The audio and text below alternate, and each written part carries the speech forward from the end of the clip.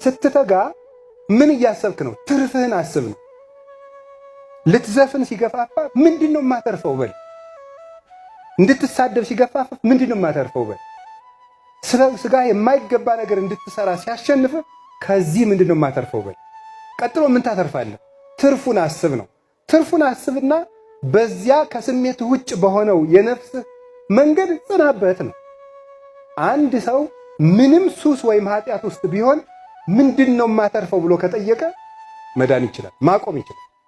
ሰይጣን ሁልጊዜ እንዳንጠይቅ ነው የሚያደርገን። ድርጊቱን ብቻ እንድናስብ ነው የሚያደርገን እንጂ ከድርጊቱ በኋላ ያለውን ነገር እንድናስብ ያደርገን። ምንድነው የማተርፈው? መንግስተ ሰማያት። ምንድነው የማተርፈው? ጸጋ። ምንድነው የማተርፈው? ጤና።